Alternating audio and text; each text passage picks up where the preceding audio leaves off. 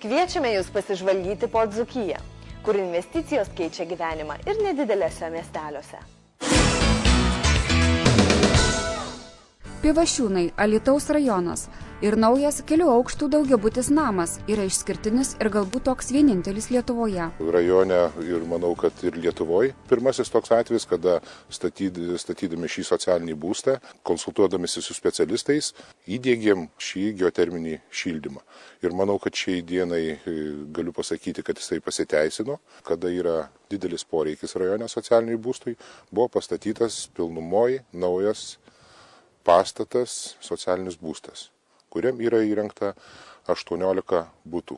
Investuota 4 397 000, iš savivaldybės dalis yra 360. Litų kiekvienam būtų yra įrengtas atskirai elektros skaitliukas, šildymo skaitliukas.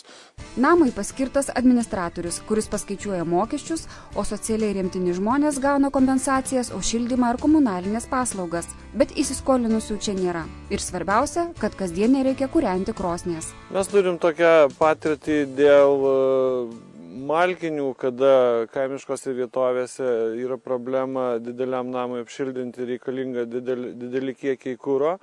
Be to reikalinga, kad pastoviai būtų kūrikai ir daugelį namų žmonės pasiskirstę, eina vieni kūrenti katilų, kiti kūrenti. Ir tai iššaukia problemas, nes atsiranda užimtumo klausimai ir mokėjimas kūrenti. Tai mes pasirinkom moderniausią gal šiai dienai būdą, geoterminį šildymą, kada buvo įrengti 4 gręžiniai ir įrengtas šilumos siurblys.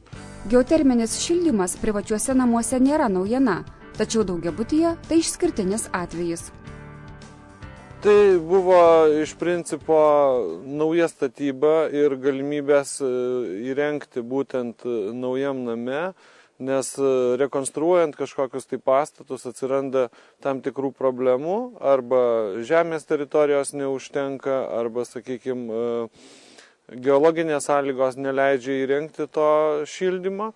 Tai būtent ir buvo pasirinktas variantas išbandyti naujam name. Šiame socialinėme būste įsikūrė ne tik Pivašiūnų gyventojai.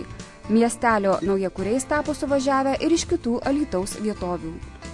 Kada suteikėm būstus, mes jiem rašėm, kad būtent jums suteiktas būstas tokio Pivašiūnuose, naujam įrengtam name. Aišku, gyventojai prieš tai apsilankė, apsižiūrėjo, įvertino ir iš tikrųjų, kada atidarinėjom šį socialinį būstą, matėsi, kad žmonės patenkinti šito būstų, iš tikrųjų rangovai įrengė jį kokybiškai. Aplinkui yra įrengta vaikų žaidimo aikštelė, mašinų stovėjimo aikštelė, įrengta šiam socialiniui būstui atskiri valymo įrengimai, nutiesta nauja vandentikio trasa, iš miestelio gauna vandenį.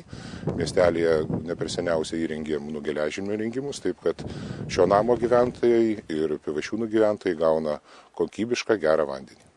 Iš Pivašiūnų keliaujame į kitą Alytaus miestelį – Simnas. Renovuota aikštė ir kultūros namai tapo bendruomenės širdimi. Dabar esame bibliotekoje, iš tiesų atnaujintoje bibliotekoje. Šilta, žiema, o kažkada čia moteris sėdėdavo su tokiam 100 siūlėm arba vadinavom. Tai žodžiu, gyvenimas privertė, dėl to, kad reikia taupiai gyventi ir norisi gerai gyventi ir šiltai gyventi ir jaukiai.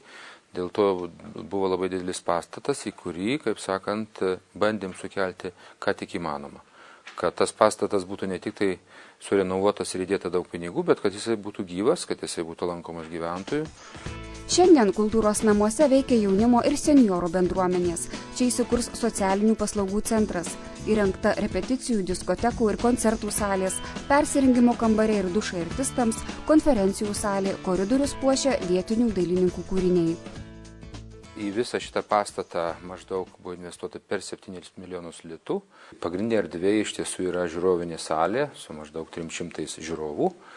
Ir kažkada čia mes žvaigždės matydavom vakarais, nes kiaura, statyba labai prasta ir matyt medžiagų dalis dingė kažkur, tai tarybiniais laikais, žodžiu, tai dabar mes turim tikrai labai šaunią salę su naujomis grindimis, su puikia scena, su scenos įranga visa, apšvietimas, įgarsinimas, tiesiog pagaliau spalvos tokios ir užuolaidos, žmogus vis tiek ir kaimo jis yra nusipelnęs irgi jau geresnės kultūros. Nors Simne gyvena mažiau nei 2000 gyventojų, investicijos čia labai svarbios. Mes esame žiedinė savivaldybė, dėl to mes neturim kažkokio didelio centro vieno. Mes turim 2 centrus, tai yra Simna šiuo atveju ir Daugos. Taigi prioritetai ir tokie buvo, kad į šitus centrus investuoti.